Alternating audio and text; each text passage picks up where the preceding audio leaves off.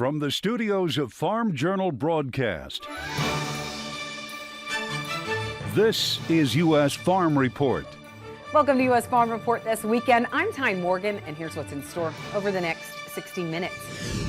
The secret to flipping your soil. Cover crops and no-till have been branded wrong. Cutting it close. I think that the grain sector would really have struggled if the strike took place. On the verge of a potential rail strike, Congress steps in. Tensions in China come to a head this week. You hear a lot about these COVID lockdowns, right? And zero COVID policy, but we're going to see record beef imports this year. But could it alter U.S. meat's soaring export pace? And in John's world, China may be heading for trouble.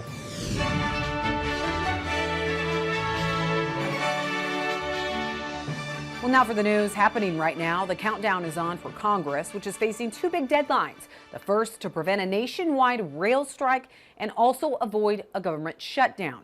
And the effort to avert the freight strike was successful, with the president signing the bill on Friday. The bill to avoid the strike won approval Thursday, clearing the Senate in a bipartisan vote. The bill will bind rail companies and workers to a proposed settlement that was reached between the rail companies and union leaders back in September.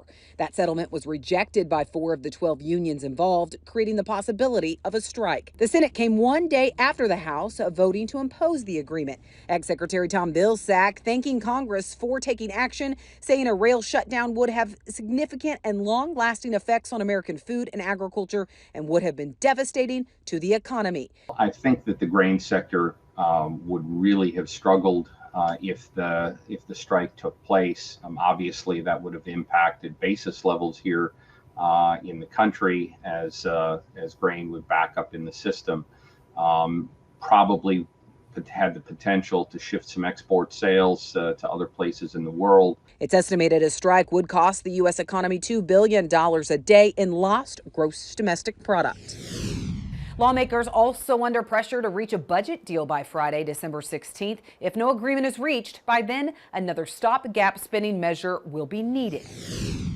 The EPA releasing this week the long-awaited blending levels for ethanol and biofuels. Here's a look at the key numbers. EPA's proposal calls for overall blending mandates of 20.82 billion gallons next year, and then a billion more over that number in 2024, followed by more than 22.5 billion in 2025. The news was welcomed by many renewable fuel and farm groups, but officials with Clean Fuels Alliance America says the RFS proposal woefully underestimates biomass-based diesel, adding the proposed volumes are below existing production, undercutting investments in new capacity. The proposal also includes incentives for the use of biogas from farms and landfills and biomass such as wood to generate electricity to charge electric vehicles. It's the first time that EPA has set biofuel targets on its own, instead deferring to Congress. The agency opened a public comment period and will hold a hearing in January. Well, something else some lawmakers and farm groups are scrambling to deal with before the end of the year, an overhaul to immigrant labor. Democratic lawmakers say the current bill they're working on could provide a path to U.S. citizenship for 1 million farm workers, as well as create a more reliable labor force to farmers in need. But the Democrats are racing to get it through Congress before Republicans take control of the House in January. Republican Minority Leader Kevin McCarthy has said he would not support any bill to extend immigrant work visas without first addressing border security. The Department of Transportation handing down its ruling on federal driving time regulations for truckers. Farm groups have been working with the Federal Motor Carrier Safety Administration agency for months to allow additional time on the road for truckers transporting livestock to make them exempt from some hours of service rules. But the agency denied the request, saying it wouldn't meet an acceptable safety level for drivers. However, farm groups say it doesn't take into consideration the well-being of the animals being transported and will put a burden on producers. The National Cattlemen's Beef Association says it will continue to look at any possible legal or congressional recourse. Well, the U.S. is threatening legal action against Mexico's plan to ban imports of genetically modified U.S. corn in 2024. Ag Secretary Tom Vilsack traveling to Mexico this week to meet with Mexico's president about it, along with other issues. Vilsack saying they need to find a way forward soon. He emphasized that without an acceptable resolution, the U.S. government will be forced to consider all options, including enforcing legal rights under the U.S.-Mexico-Canada agreement. He said they made it clear Mexico's import ban would cause both massive economic losses for the Mexican ag industry, as well as place an unjustified burden on U.S. farmers. But he said progress was made during the talks, and they expect a proposal from the Mexican government soon. All right, that's it for the news. When we come back, severe weather sprawled across the south, snow also hitting the north. We'll get a check of weather next. And how would you like to see these amazing items under your Christmas tree? You can sign up now to enter the Case IH holiday giveaway that we are hosting. Each winner will get a Case IH prize pack, and one lucky winner will be drawn each day from Monday, December 19th through Friday, December 23rd. Those winners will be announced on Ag Day. Then the grand prize winner will be announced right here on U.S. Farm Report on Christmas Eve and Christmas Day. They'll win a Farmall C pedal tractor. How amazing would that be? To enter, head to the website on your screen, caseihholidaygiveaway.com. U.S. Farm Report weather is brought to you by H&S Manufacturing. The new 1200 series Big Dog forage boxes now feature new heavy-duty dual gearbox-driven apron chains and are available in 26 and 30-foot models. Find out more about the Big Dog boxes at the H&S website. Time now for a check of weather with meteorologist Matt Yurosavik. Matt, talk about some wild weather this week. We're still trying to grasp the extent of that devastating damage left by the more than 30 tornadoes reported across the south. But does the pattern look to be calmer next week? Yeah, Tyne, it looks like as we head through the next week, things are going to become a little bit more active in the north and west part of the United States. The south, though, will get more rain. It looks like the severe weather aspects might be down to a minimum, though, at least for now, something we'll have to continue to keep an eye on. But I wanted to start out with our drought monitor because we haven't seen many changes, actually a little bit in the way of drier conditions popping up in parts of the mid-south and deep south. Now, we did have rain with this system that brought the severe weather last week, and some of that not factored into this round of data, but will be in next week's round of data. Meanwhile, through the middle of the country, still continuing to dry out. Again, needing that moisture for winter wheat crop there in the middle of the country and the northern tier as well. Still extreme to exceptional drought and still very dry back into the west, but more moisture there over the weekend, kind of shoring up some of that snowpack, and we'll see a little bit more of rain and mountain snow back there, Northern California, as we head through Monday. There'll be another system moving through the really the Rockies there, bringing higher elevation snow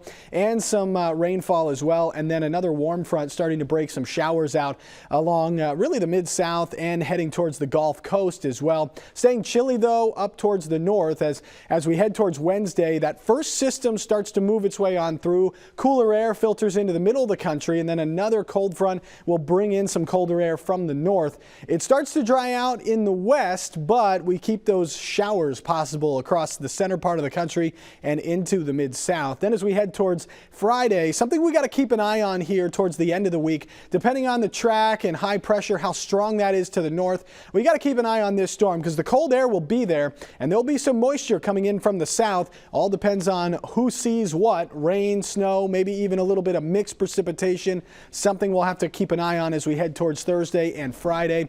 Another system, though, could bring some rain and mountain snow into the west. Now, this jet stream is going to look very active. It's colder up to the north, much warmer in the south, which is where that temperature trend is going to be for this week. But you can see another upper low bringing in some more moisture to the west as we head through this weekend. That's going to keep it cooler in the west, but also more active. So you can see temperatures this week much below normal across the north and into parts of the west, and much above normal down across really the Gulf Coast and into parts of the mid-south. And then the precipitation, it's going to be much of the same. We're going to be active back in the northwest, Northern California there, and then that storm track for this week is going to be right across the center part of the country through the mid-south and up into the mid-Atlantic. And then for next week, the cooler air stays intact up to the north, and this is going to bring in some warmer air again to the south. That's where we get those battle of the seasons, and we could still be looking at more rain in the south, maybe some more rain and mountain snow back in the west, something we'll continue to track. Tyne? Thanks, Matt. Well, what caught the attention of the markets after the Thanksgiving holiday? Jim McCormick and Sam Hudson break it all down. We talk markets right after the break.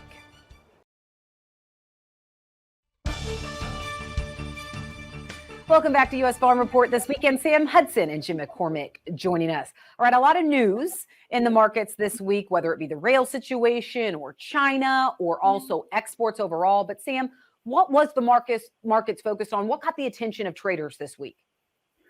Well, coming into it, there were plenty of headlines that I would kind of refer to as noise, but the only thing that we could really definitively trade is the fact that we've seen soybean demand remain much more current compared to corn. Obviously, exports on corn are just floundering. I think we have to expect a reduction in that from USDA here next Friday. But just the fact that we've seen that steady stream of beans, and like I said, we're current. We're getting into the end of the year here. We've seen an improvement in basis. I think that could start to backtrack now, and then we could see a little bit of pressure on the spreads. But going into first notice day here for the December contracts, I think that was another thing too. I think open interest for these markets is going to be something to note after those December contracts go on off the board. But we'll have to see if there's a catalyst to really facilitate everyone wanting to get back on the boat. Yeah, Sam mentioned that USDA report that we'll have next week. I mean, typically the December report, not much news out of that. I mean, we're really focused on the January report where we get those year-end numbers. Jim, could this year be different? I think in general time, the U.S. numbers are going to pretty much punt. They're going to reprint the November numbers. I do think you'll see a little bit of revision of the South American crop. I would expect the Brazilian crop to get a little bit bigger and maybe the Argentina crop to get a little bit smaller as the market, as they try to adjust for the weather problems. But in general, this report is going to be a non-event. We're going to race right back to looking what the January number is going to be, as well as the quarterly stocks number. When you look at exports overall and what's going on in China, there's talk that we're going to see China loosen restrictions. We saw the impact of protests across the country this week. Sam, I mean, with the export picture overall, is there concern about China and maybe those policies won't be loosened enough? Well, there's uncertainty in general, but at the end of the day, the weather in South America and the Southern Hemisphere is really going to dictate overall price direction. I think what we're talking about here is how much demand can we garner between now and when they actually start harvest. With stocks to use here in the U.S. under 5%, there's just not a lot to give. So you can have those concerns long term, but ultimately the market's going to be underpinned to a certain degree until we actually get to that point. We see more bushels flowing, or actually see evidence of demand truly slowing. From all the protests and pushback that we've seen, though, I would err on the side that we see them slowly reopen. I don't think it's going to be a complete wave. Part of this is a PR thing for them too, just as well. Well, with U.S. dollar that's been holding pretty strong, are we priced out of the market for some of these export countries? I mean, is that the issue that we're seeing right now with corn, Jim, or is it something else? Well, right now, I think the big thing is it's the higher dollar is hurting us, as well as just Brazil, Argentina, and both the Ukraine as well with the export quota. We are the most expensive product in the world at the moment.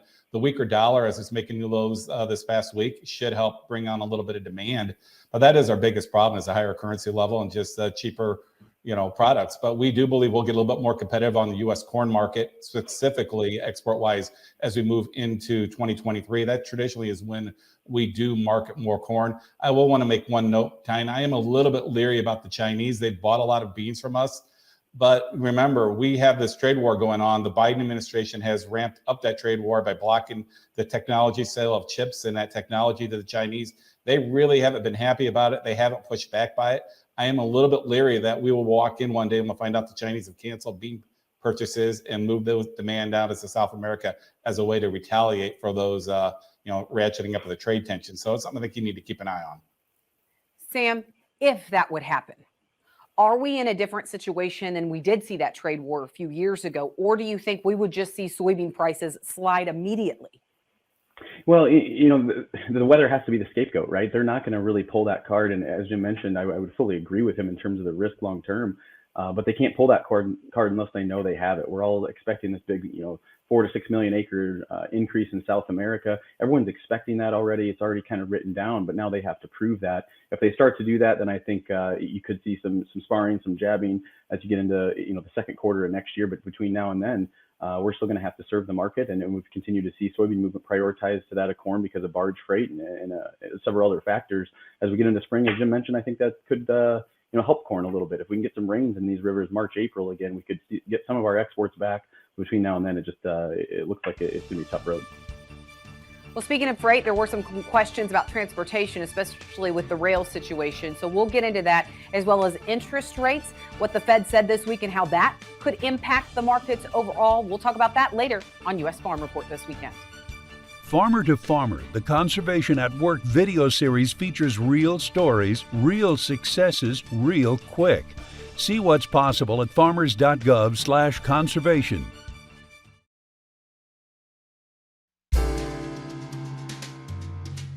Well, China may have plans to loosen its strict COVID restrictions after nationwide protests this week. But is China in trouble?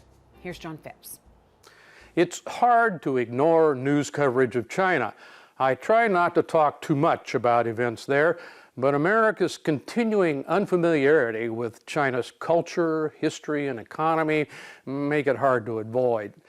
But lately I've noticed more unsettling problems for the now second largest nation, to the point I think, despite their skills and accomplishment, China is in trouble, or at least headed for it. The major reason is Xi Jinping. He simply picked the wrong moment to go full dictator. Exhibit A is the government policy of zero COVID, which matches up with his Iron Man political image, but displays remarkable ignorance of the disease and, more importantly, his own citizens. Natural forces don't respect arbitrary absolute limits. Zero COVID appeared a good idea until economic trade-offs became clear. Meanwhile, China's domestic vaccines were significantly less effective than the Western versions Xi arrogantly refused to buy. The painful experiences of Chinese lockdowns are fresh in public memory. When new variants of COVID trickled in and infection numbers rose, citizens who had previously grudgingly accepted and endured lockdowns started pushing back and voting with their feet, fleeing to unaffected areas before roadblocks went up. An understandable fool me once type reaction. This ensures those lockdowns will be less effective. Xi's boasting of China's lower infection and death rates because of zero COVID policies leaves him little room to abandon or loosen restrictions without losing face, just when he's aiming to reach Mao-like status.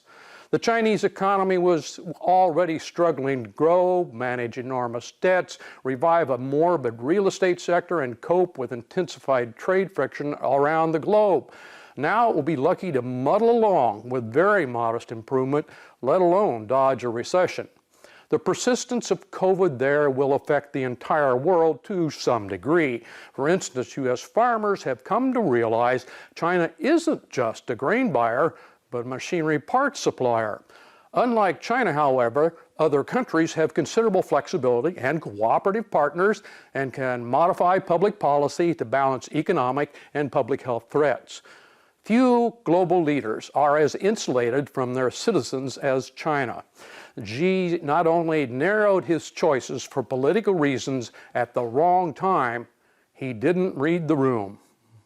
Thanks, John. And you can hear more of John's commentary with the QR code on your screen. And we'll take a deeper look at China in our Farm Journal report coming up. Well, when we come back, we're paying a visit to Machinery Pete. That's because Tractor Tales is next.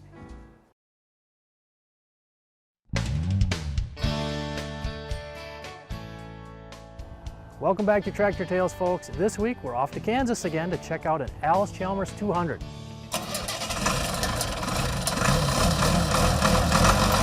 Well, this is a 200 Alice. They were made from 72 to 75. This is a 73 model. It's low hour, 1,600 hours, just a little over 1,600 original hours. Those are original rear tires that came off the assembly line with BF Goodrich. I mean, yeah, they're cracked and don't look like much, but we're talking 1973. It's a pretty tight tractor. I mean, the 3-point on it and everything where it wears is really tight. Oh, you feel pretty good because you crack that throttle up there about 1,500–1,600 and you can hear that turbo starting to sing, that little singing deal on the turbo. And man, if you crack it, it's real responsive. I mean, that's not a lot of cubic inches compared to like the Minneapolis or the Case. I mean, 301's not a lot of cubes, but with that turbo on there, with that boost, it's perky. It's really a perky tractor. Power director transmission. This one doesn't have, this one's still got the old styled power takeoff on it. You have to stop and put the power takeoff in, kind of like it came up with a what? WD, WD-45, D17, the whole deal where you kick it out for your live power. But I think it was an option. Live power was an option on these 200s, but this one doesn't have it. Thanks, Greg. Still to come, mass chaos unfolded across China this week as the strict COVID restrictions sparked protests. But what's the longer-term impact possibly on meat demand? That's our Farm Journal report next. U.S. Farm Report is produced and distributed by Farm Journal Broadcast.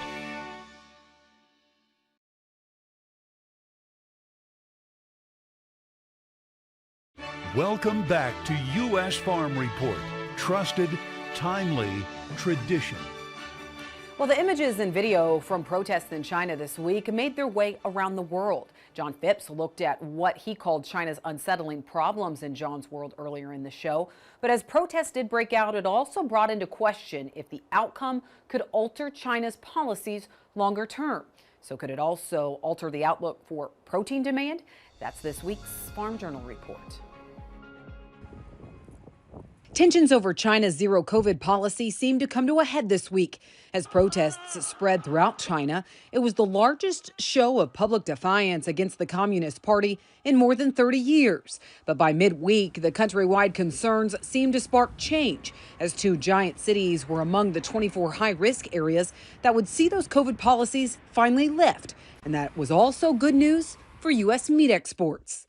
You hear a lot about these COVID lockdowns, right? And the zero COVID policy and how people can't move around, the restrictions, restaurants closing, but we're gonna see record beef imports this year.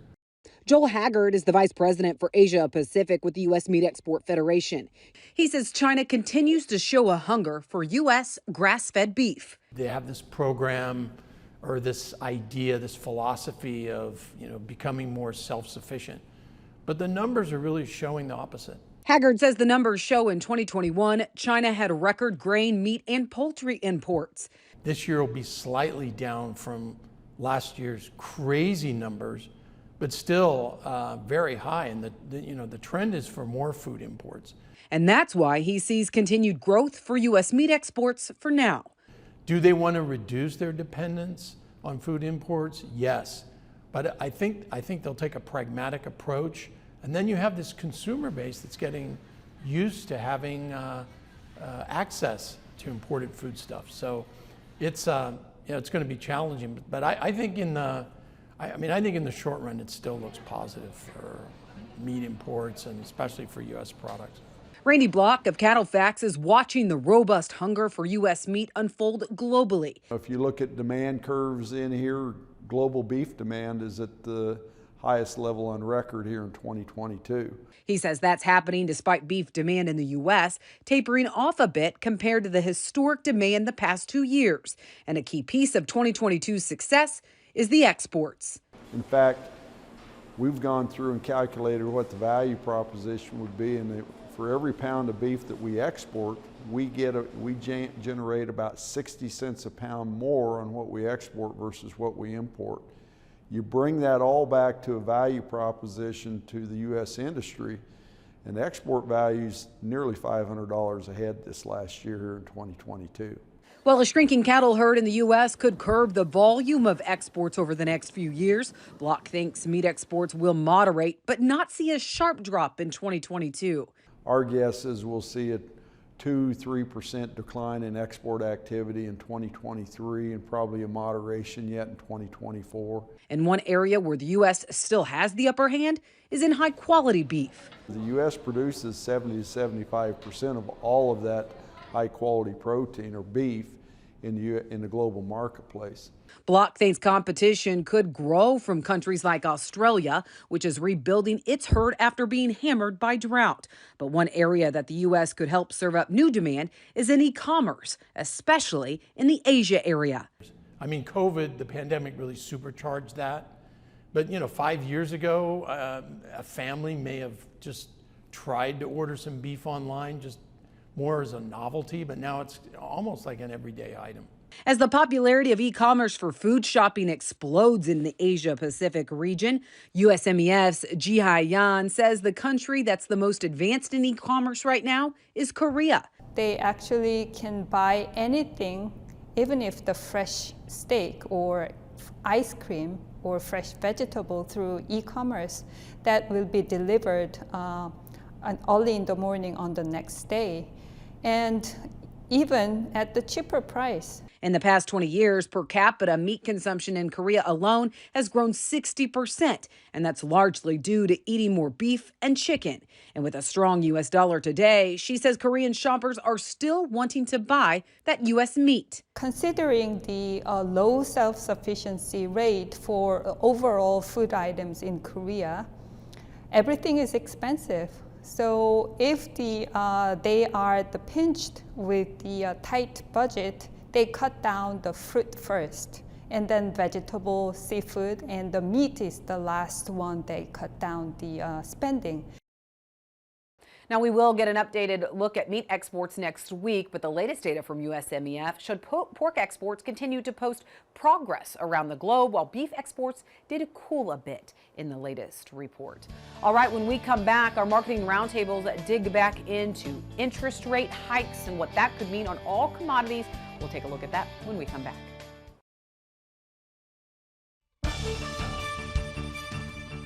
Welcome back to U.S. Farm Report. Jim McCormick as well as Sam Hudson joining us again. All right, Jim, when you look at interest rates, the Fed this week saying that, the rate hikes will continue, but will be at a slower pace than we have seen in the past. So when you look at that rhetoric, did it give confidence to the market, or did it make the markets a little bit more nervous, considering we could continue to see some of these hikes?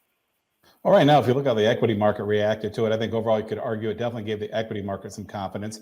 But I think if you're a producer out there, you've got to realize the cost of money is getting a lot more expensive today, Tyne, and that's going to change your balance sheet dramatically. I mean, you're used to free money. Now you're looking at farm loans somewhere around 7.5%, 8% to put that operating note into 2023. It's only going to get more expensive. The Fed raises rates, just not as fast as we thought. So it's something I think it will have kind of a negative impact on the balance sheets of producers. So it's something they really need to talk to their bankers about. Sam, you're looking at locking in inputs. You're looking at higher costs with that across the board. So is there some things that a producer needs to be thinking about with their marketing plan in order to kind of have that be an insurance of sorts? Yeah, in fact, it's a great lead into 2023 is the rate discussion, because there's a lot of farmers that are able to pay down debt, kind of get current on other liabilities at this point. But if you don't go out there, really the only way to prevent yourself from getting loaned back out there at a higher interest rate here a year or 2, 3 years down the road is to go out there and make some forward sales. As you mentioned, many do have at least some of their inputs locked in. It's still always going to be somewhat of a moving target until we get to next summer and what we know we've put into the crop. But have a pretty good idea of where those inputs lie, and beans especially seen a dramatic increase in terms of the cost of production there. And unless you can write in 80 bushel an acre, $14 beans for next year don't look too shabby in terms of getting a marketing plan started. Looking at some other news this week, EPA looking like, they're recommending a boost in biofuel blending volumes, also incorporating using biofuels possibly to charge electric vehicles. That would be something new in the RFS. But you look at renewable fuel standard in general, ethanol demand in general right now, Jim. Do you think that continues to be a positive, or is 2023 maybe where we see that kind of tip a little bit? Well, I think Tyne in general, it is positive. I think the biggest problem we got right now is it wasn't, they're not really pushing the really big increase in these mandates into 24 and 25. And I think that is going to be a little bit negative psychology wise for the market in general near term. But in the long run, we're very optimistic, especially with this renewable diesel. I think it's very attractive in the fact that, when we got ethanol into the system, big oil is fighting us all the way through. That is the reality of it.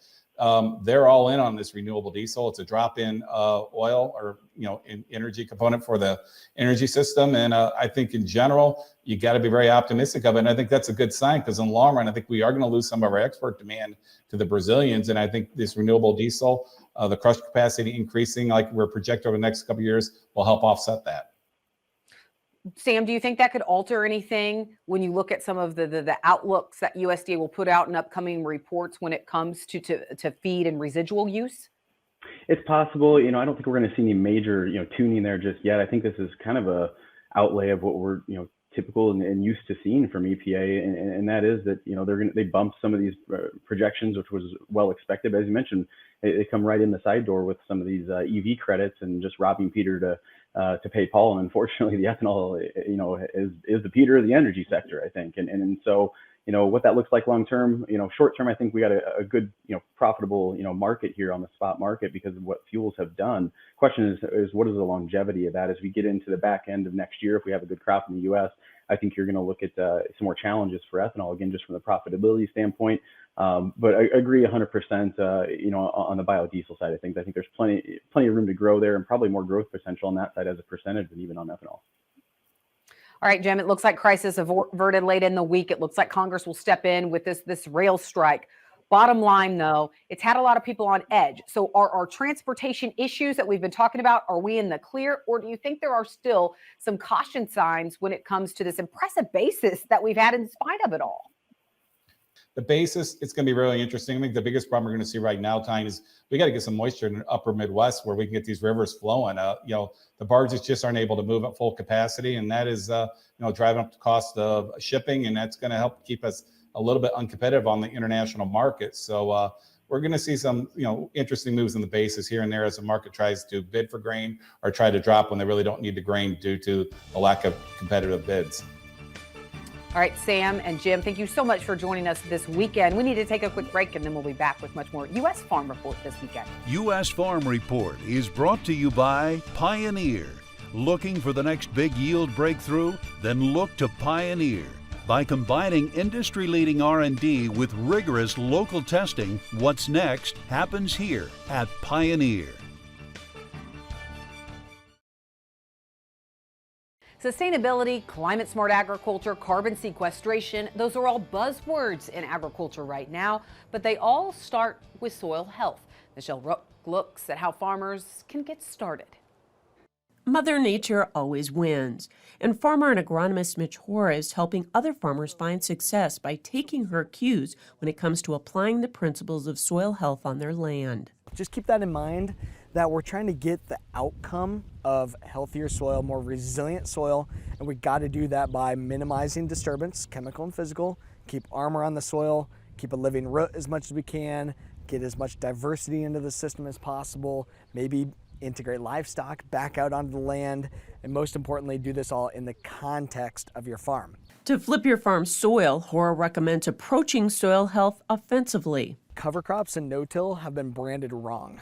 They've been branded as defensive management tools, defense against erosion, defense against water quality problems, but really to actually make these systems work, that cover crop is my offensive tool. It's my nutrient stabilizer, it's my herbicide program, it's my moisture management program, it's my soil building program, it's my resiliency program, so many offensive things. Hoare reminds farmers that healthy soils are alive and home to billions of microbes that are actually farming the crop and providing it vital nutrients needed for higher yields. 1 teaspoon of this healthy soil, more than 8 billion microbes. And those microbes got to eat. They eat carbon, simple sugars. And that carbon, those simple sugars, come from plant root exudates, which are pumped into the ground via photosynthesis when there's a living plant. However, with the growing season spanning only a few months, crops don't grow long enough to build adequate levels of carbon in the soil. It's not very much food to feed those microbes for the off season, and a lot of them die out. And we're not able to build up those communities and get the benefit back to us. That benefit being nutrient cycling, water management, building aggregate structure, building up that ability for water holding capacity, storing stable carbon, building organic matter. Horace says that's where cover crops come in. The key is you got to feed the system. And Mother Nature's way of feeding the system is living roots. That's why when there's not living roots, she puts weeds out here. And microbial communities only build over time. So once built, Horace says Mother Nature requires armor to protect that resource via a no-till system. But that's also why we can't just disturb them then. If you're building them up and then you just destroy their home with tillage or with over-application of fertilizers, well, I mean, what good are we really doing? Once those microbes are working, Horace says they'll provide a direct return on investment. I'm not going to have to spend money on herbicide and on the fertilizer and everything else because it's going to come naturally from my system. And that's why on our farm we've been able to decrease our inputs as much as we have and put those dollars right back to our bottom line. We've got to focus on profitability and long-term resiliency here on the farm. I really think these soil health systems are the way to do it. And at the same time, create a better impact on the environment. I'm Michelle Rook for U.S. Farm Report. Thanks, Michelle. Well, how do you explain crypto as a currency? John Phipps joins us for customer support next. A problematic guide to cryptocurrency. U.S. Farm Report is brought to you by Nutrient Economics. From general inquiries to in-depth fertilizer questions, Economics is your go-to source for all your farming questions. Find your answers at nutrient-economics.com.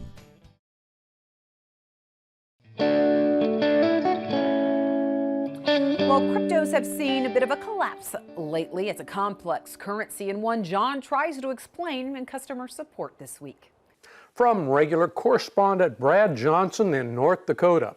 If in your travels you come across a truly useful explanation of cryptocurrency and all its mysteries, please share it with all of us incredible idiots. I am missing everything about it. Thanks, Brad, and none of us are idiots if we don't get crypto. I've been working for over a year to build an ag-splainer on crypto basics with little headway, even after books and podcasts and articles. The recent crypto collapse proved that to be largely a waste of time. While cryptocurrencies are based on the reasonable innovation of blockchain, that arguably useful aspect has been overwhelmed by Beanie Baby-like speculation. So here is my problematic guide to cryptocurrency. First, always remember money is stuff that we believe is money. It follows the Tinkerbell rule. If you don't believe in it, it will die. Crypto, as FTX fiasco demonstrated, was unregulated. In fact, FTX was revealed as little more than a Ponzi scheme. Regulation encumbers but legitimizes business, discouraging both panic and booms, while lack of regulation endangers investors by inviting fraud. If you can't explain it, don't invest in it, no matter how attractive the reward may seem.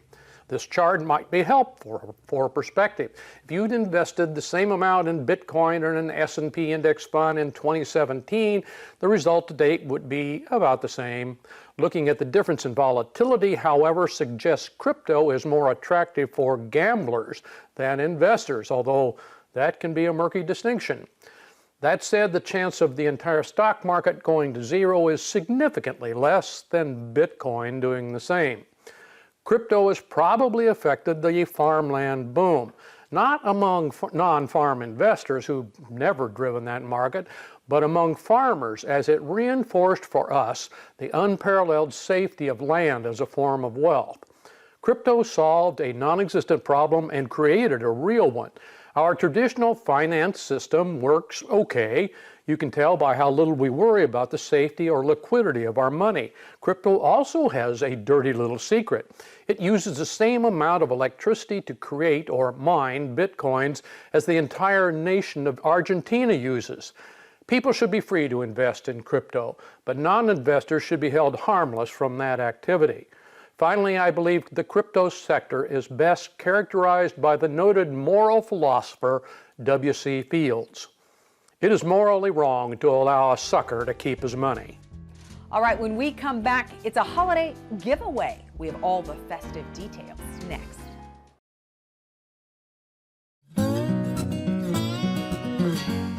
Well, next week marks 1 year since the rare December tornado tore across Kentucky and Tennessee. It left behind heartache and devastation just before Christmas last year. And a year later, those emotions are still raw. We are going to highlight a Christmas comeback that's for the record books. So many people came. There were food trucks from all over the United States that were here. And, you know, they had on Santa's hats and they were decorated. And it truly was, amidst all this rubble and all this heartache, a true spirit of Christmas, I think, because it wasn't at that point, except for children, about presents. It was about that spirit that was within us, and then we were receiving it so much from people who came to help. Next weekend, Clinton Griffiths and I will be in Mayfield, Kentucky, ground zero of the tornado damage last December. We'll walk you through the work that's been done, rebuilding that's taken place, and how the community came together in a remarkable way. It's a Christmas comeback special that you won't want to miss. That happens next weekend. And speaking of Christmas, December will be one to remember as we kick off our Case IH holiday giveaway this year. I mean, look at these. How would you like to see those amazing items under your Christmas tree? Well, you do have a chance because each winner of our giveaway will get a Case IH prize pack. One lucky winner will be drawn each day from Monday, December 19th through Friday, December 23rd.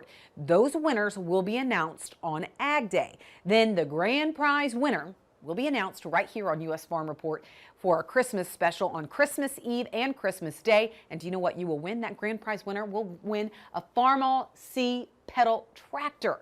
To enter, just head to the website on your screen. That's caseihholidaygiveaway.com.